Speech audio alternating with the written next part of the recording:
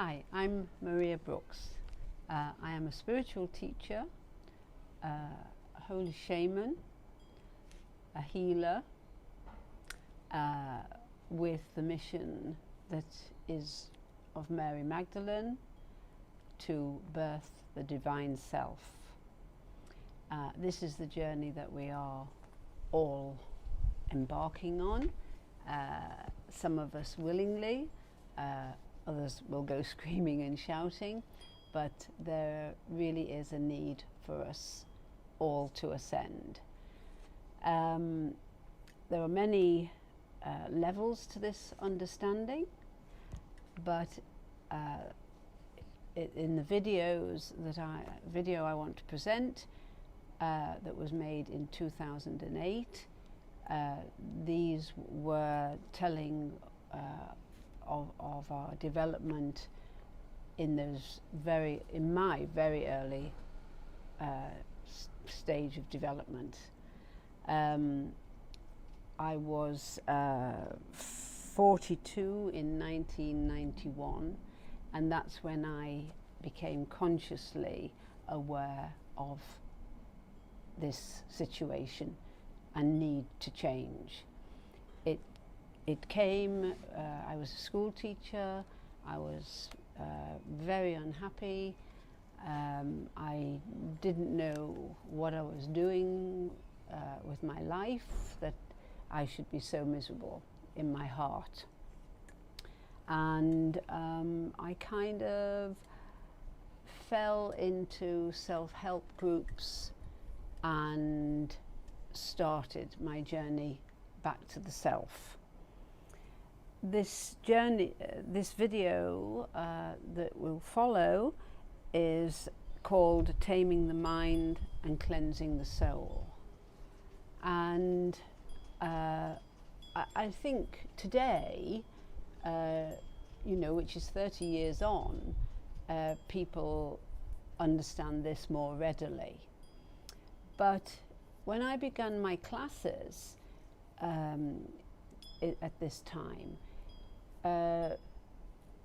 Archangel Michael asked me if we would be willing to change our mind. And to be honest, we didn't really know what that meant, but we were all loving the classes and the experiences, and we agreed. And on this particular night, steps were taken, and we were asked if we were willing to change our mind, to give up our free will and have a greater influence come in to guide us. And we all agreed. And what we didn't know at that time was anything that we were agreeing to in this way, where we were sort of abdicating from our free will, we were also allowing what we were being taught to come into the collective consciousness. So slowly, divine thoughts were coming in to our collective consciousness for those that would hear and were willing to hear and change their mind. So taming the mind, for many people is still the greatest challenge, because the thought is the deed. We have to be very positive in our thinking, because what we think is our creation. And we were heading into a time when everybody was worrying about not having a pension, how were things going to be paid for, and many more things. And the heavens knew that we had to change our thinking, because we were heading for disaster. And I was very, very worried, because I couldn't find my happiness, I couldn't find my joy. I worried about everything. Every decision I was making became a worrying thought, because I just didn't know how to change my life. And then in 98, I was given an affirmation, and it's, I am love, I am peace, I am wisdom, I am truth, I am power. I am where I've been, I am where I'm going, I am at the here and now. All that I am is love, tenderness, and truth. I am that I am here, Lord. Lord, I am. And later, in quite a lot later, it was I was added to that when we began to honour ourselves as the most important presence, in a sense. And I came to understand the meaning of the three lines. I am where I've been, I am where I'm going, I am at the here and now. They have tremendous power, because it meant you would accept, I am where I've been, you would accept your past. I am where I'm going, you would forgive the future and stop worrying about it. And if you stop worrying about the past and stop worrying about the future, the only place for you is in the present. And this eventually would lead us to understand being in the moment. But it's taken a long time. I think I can say I'm in the moment now, but it's taken 30 years really to get there. And then in 2002, another affirmation was given, and this one was to help us bring in the divine mind. So the first one was to draw the qualities of the higher self, and this second one was when we started to do a lot more work to change the collective consciousness. With the taming of the mind, it made room for the universal mind to start coming in, the mind of God. And the affirmation then was, I am energizing in the spiritual energies of Christ, formulating thoughts of the highest levels. As my mind expands with purity of thought, my mind and my emotions quiet, and I become thee. I am gracious in mind, body, thought, and deed. I am I. So be it. It is done.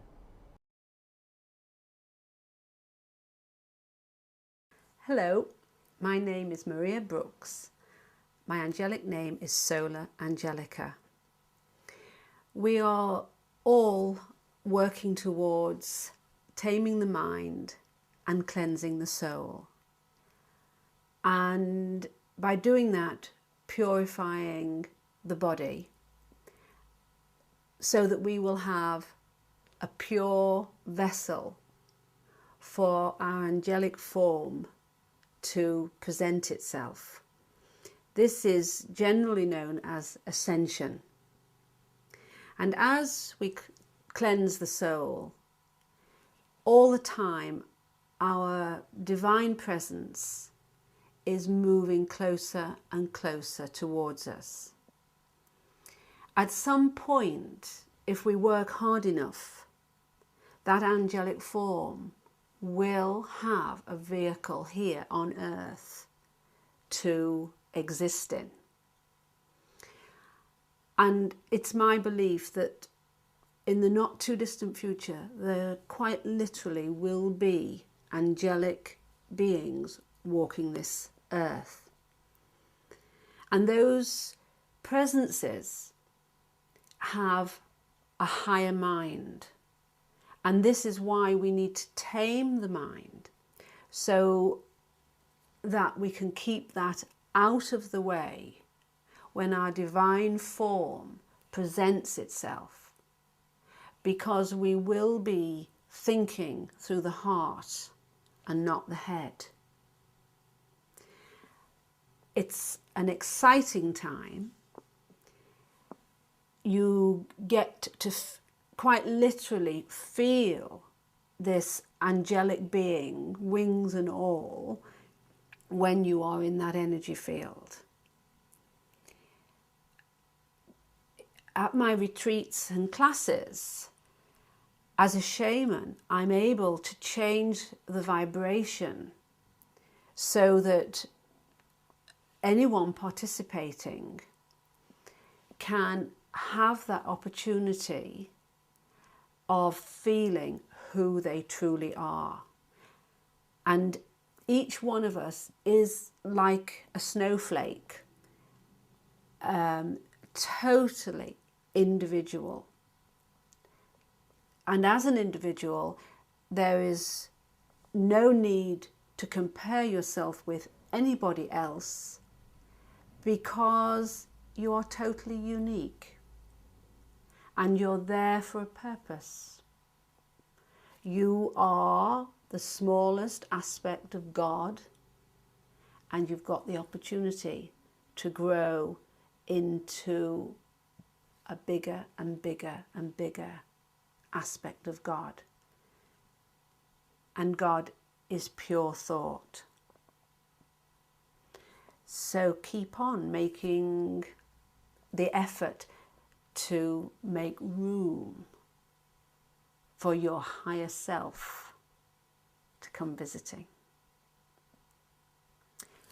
Thank you for listening, and perhaps I'll get an opportunity to speak to you where my words can perhaps be a little clearer. In the first place, I thought the journey would be just to our higher selves. And of course, that is the journey for many people. It's perhaps enough.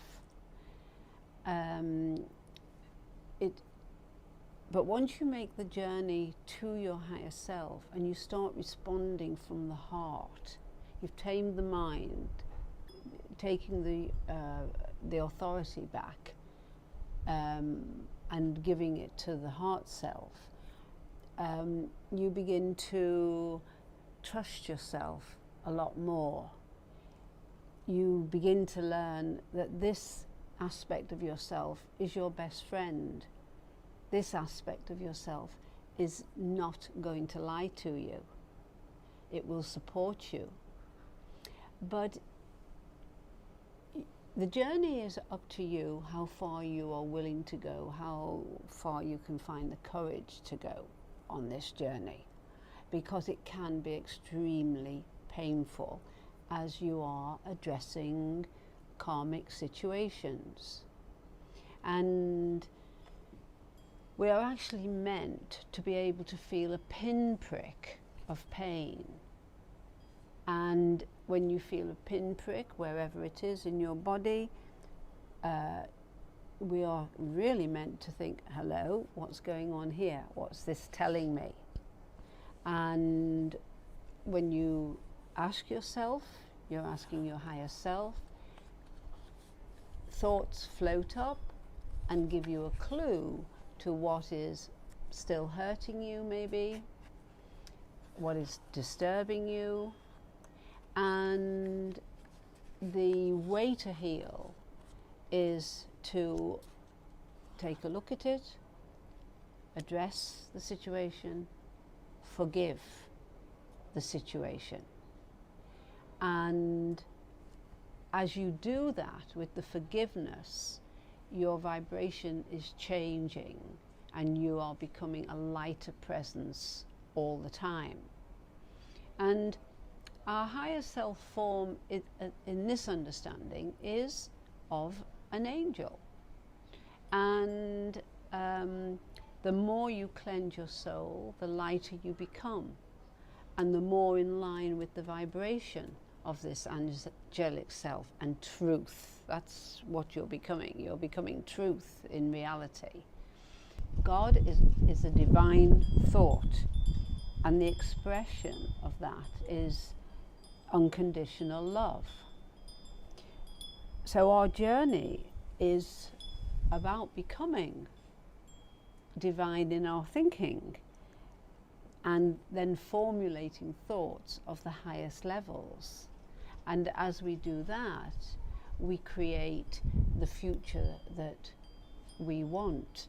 It becomes a heart desire rather than a mind desire. And in this place, in the heart, when you're in the heart, the manifestation starts to come much faster, and you start having the abundance that we all deserve and we're all entitled to, and was actually what was meant to be. And many people now are understanding that, and practicing manifestation. But it's not as simple as some people seem to think, because there's always something inside us that is holding us back, some aspect of fear. So this whole journey actually is eliminating fear and becoming love, and becoming unconditional love is the actual journey. But actually achieving that takes quite a while. I don't think many of us get that far. I can become unconditional love in my light body when I'm working, because I'm just in my heart. And apparently when people have measured my aura, when they measure my aura, it goes off the radar of their computer. Apparently my heart chakra opens, and it is so far out there that the computer can't measure it. So most of the time I try to be unconditional love. It's becoming more and more my sense of being and truth. Nothing seems to be coming up just lately that hurts me anymore. So I'm being in the moment constantly. I'm very fortunate. But I have worked hard. I have worked really hard. And the journey has been extremely painful. But it's the only way to free yourself. One of the very first classes that I was having, Jesus came into the room. It was amazing. We were all gobsmacked, of course, and we were invited to come. He came into my body, and everybody came around to hold this energy and feel it. It was divine. And then we sat down, and we were all thinking, wow, what happened there? And then the next thing I knew, because he had withdrawn his energy, but the next thing, he was inside me again, and he said to the group, you may ask me questions. Well, all of us were very, very quiet. And then one girl blurted out, how can you possibly forgive all those people for what they did and how they crucified you and all of this? And I know each one of us thought, oh my God, how she got the nerve to ask this question. And his answer was simple. He said, the only thing you do by not forgiving is entomb yourself. And he used that word, entomb. And that's the truth of it. If you don't forgive, the only person you hurt is yourself. The only your soul is the one that is damaged and kept hidden when you don't forgive. So in the first, part of this journey is about, finding the courage to face things and come to some understanding about it. Forgive yourself in the first process, I think, you forgive yourself for the participation, and then that leads to being able to forgive others for what they've done. So it's a two-way thing. You've got to forgive your own self for participating in whatever it was that hurt you, and you forgive whoever has hurt you. And then there is healing. If you can't do that, you're in pain. And this journey, because we're changing into this light presence, and we have to have pure thought, the capacity of the pain will be felt far sooner, far stronger than even before, because everything's becoming kind of instant, and you have to burst these bubbles as they come to you. So yeah, there's an awful lot obviously to do with this topic, but this video in the first place, in 2000, it was recorded in 2008, but the work was much earlier than that. So we were just finding our way to make the journey that everybody is taking now. It has to be easier now, because there's all the books that are written about it. Thank you for watching. I hope to publish more stories to enhance the understanding of this journey on my website. You can find more details at the bottom of this presentation. If you're interested in learning how I developed in the first place into a holy shaman, I have a book on my Etsy store, Hello Mum, Are You in Heaven Yet? I think that's it.